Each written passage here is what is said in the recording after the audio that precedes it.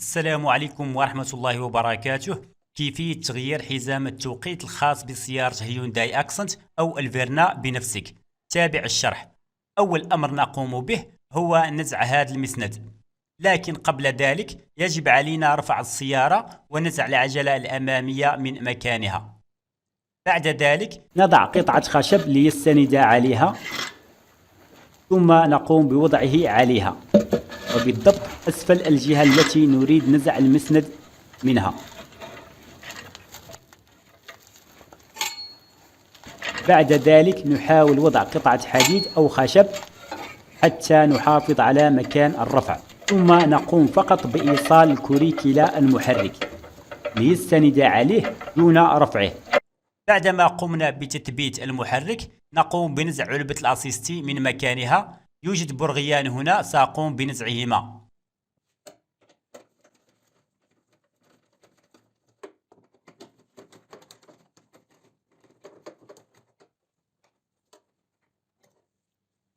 بعد ذلك نقوم بنزع هذه البراغي الأربعة الخاصة بالمسند.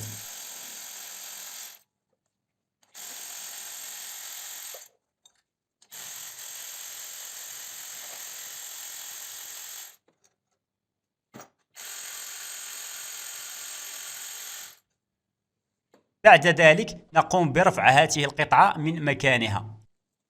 شاهدوا الآن كيف أصبح متحرر. يتبقى لنا هذا البرغي، سنقوم بنزعه.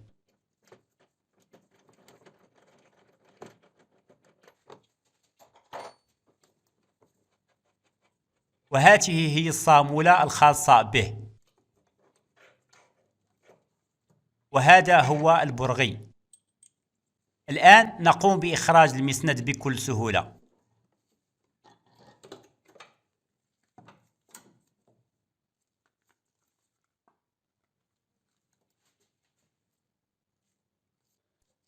الآن نقوم بنزع سير دينامو الشحن.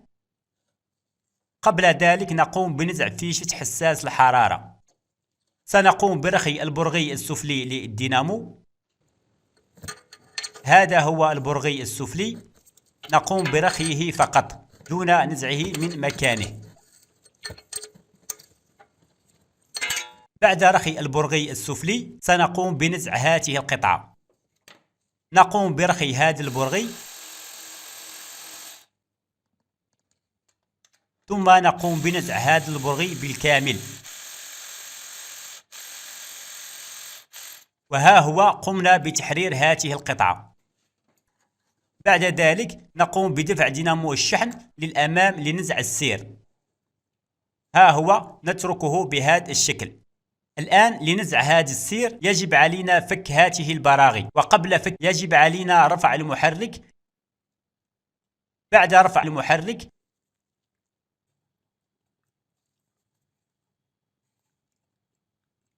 لو نلاحظ السير مرتخي.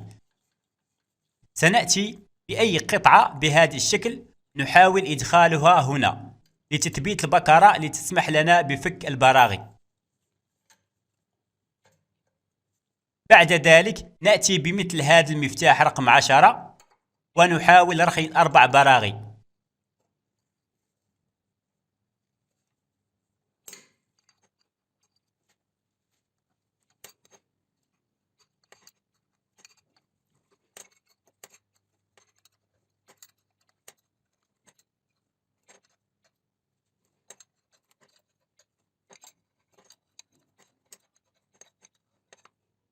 الآن نقوم بنزع هذه القطعة ونحاول إخراج البراغي باليد.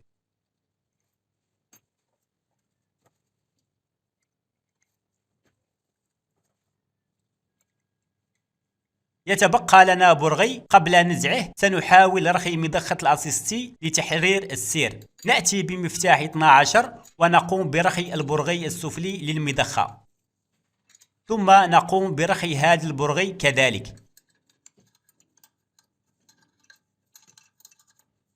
بعد ذلك نقوم بدفع المضخة للأمام لتحرير السير من مكانه.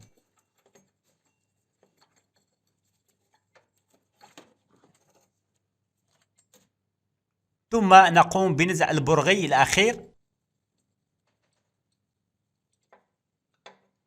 هذه هي البكرة الخاصة به. الآن نقوم بنزع الغطاء العلوي لحزام التوقيت.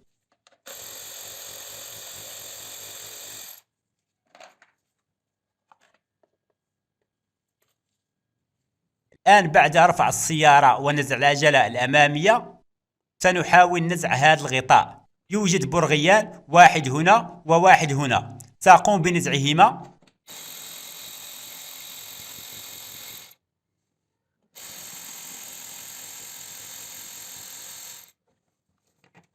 يوجد كذلك هنا برغي بلاستيكي سأقوم بنزعه.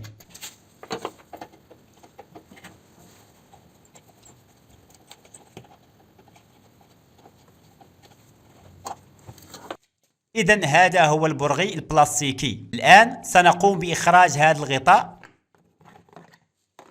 بعد ذلك نقوم برخي هذه الصامولة الخاصة بسير مشد الكمبريسور.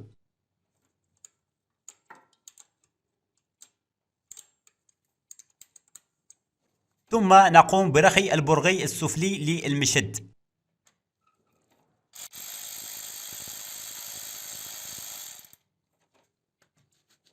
ثم نقوم بنزع السير من مكانه. وهذا هو السير الخاص بدينامو الشحن الذي قمنا برخيه سابقا. الآن سنقوم بنزع هذا البرغي الخاص ببكارة عمود الكرنك. ولنزعه يجب استعمال مفتاح رقم 22. ولنزعه يجب تثبيت المحرك. ولتثبيته بأسهل طريقة نقوم بوضع مسمار هنا بهذا الشكل. ثم نقوم بوضع غيار علبة السرعة في الغيار الثالث مثلا. ثم نحاول فتح البرغي باستعمال ذراع طويلة لزيادة العزم.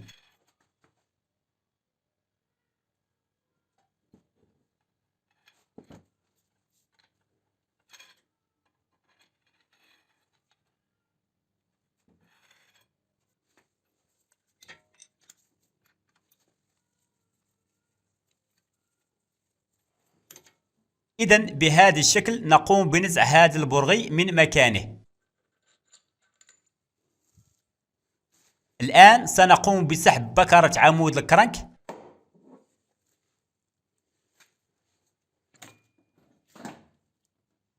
ثم نقوم بنزع بكرة مضخة الماء. ثم نقوم بنزع براغي الغطاء السفلي لحزام التوقيت.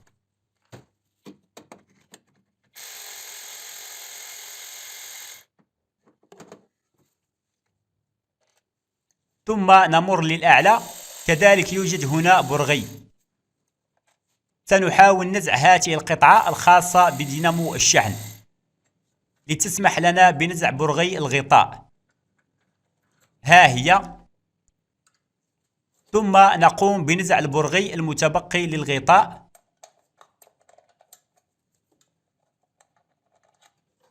هذا هو. ثم نحاول نزع القطعة السفلية قبل نزع الغطاء. ها هي.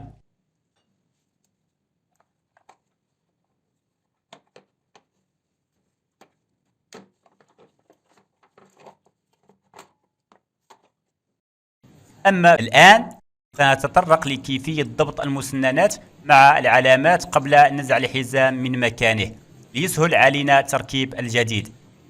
إذا لنتعرف على العلامات أولا. لو نلاحظ هذه العلامة الخضراء يجب أن تكون مع هذه العلامة في نفس الخط. وتلقائيا عند ضبط العلامتين الأوليتين سنجد كذلك هاتان العلامتان مضبوطتان، أو العكس، وتلقائيا سنجد هاتان العلامتان مضبوطتان. أما بالنسبة للمسنن السفلي فيجب ضبط هذه العلامات معا، فتنضبط العلامات في المسنن العلوي تلقائيا. الآن سنقوم بضبط هاتان العلامتان أولا. كل ما يجب علينا فعله هو إعادة هذا البرغي إلى مكانه. سأضيف إليه صامولة ليسهل شده.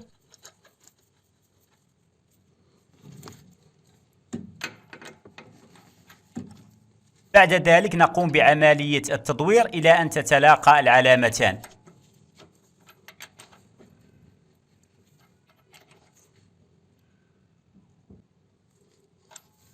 ها هو بهذا الشكل.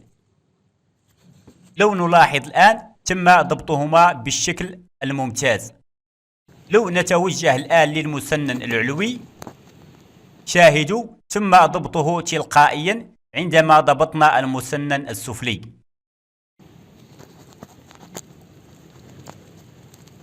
كذلك بالنسبة لهاتان العلامتان أصبحتا متطابقتان. إذن بهذا الشكل تم ضبط علامات المسنن العلوي تلقائيا. أما الآن سنقوم بنزع هذا البرغي من مكانه،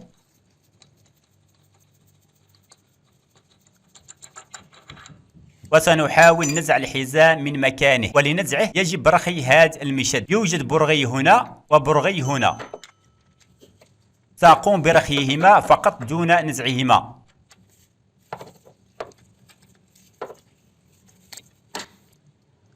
الآن آتي بأي أداة أقوم بإزاحة المشد للأعلى، وأقوم بشد البرغي حتى لا يرجع المشد. ها هو بهذا الشكل، وها هو أصبح الحزام مرتخي ويسهل علينا نزعه من مكانه.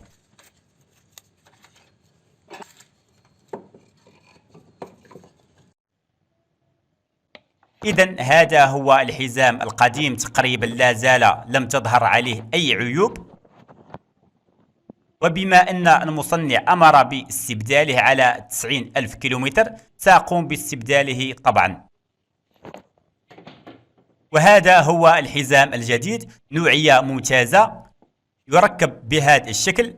ناحية الأرقام لا يجب تركيبه بالمقلوب بهذا الشكل، وإنما بهذا الشكل. سنقوم بتركيبه الآن.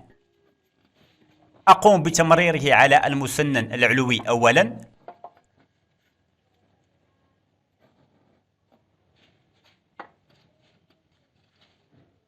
ثم أقوم بتمريره على المسنن السفلي، ها هو، ثم أقوم بإدخاله بالمسنن.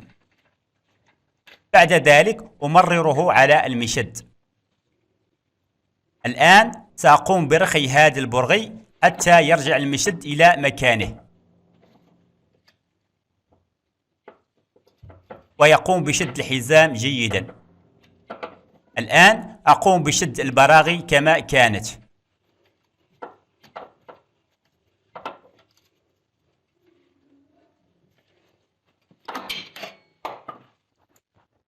الآن أقوم بإرجاع هذا البرغي إلى مكانه، وأحاول إدارة المسنن 4 أو 5 دورات حتى أتأكد من أن التركيب سليم.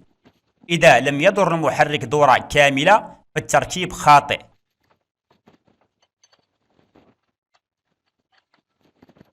الآن كما نشاهد يدور بشكل جيد، معنى أن التركيب سليم وممتاز.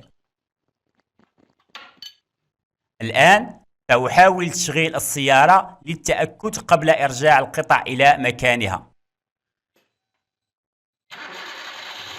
ها هو اشتغل معنا المحرك بشكل ممتاز، ولا يوجد أي تأخير في التشغيل. الآن سنقوم بنزع هذا البرغي ونكمل عملية إعادة الأشياء كما كانت. فرجة ممتعة بدون شرح بالصوت.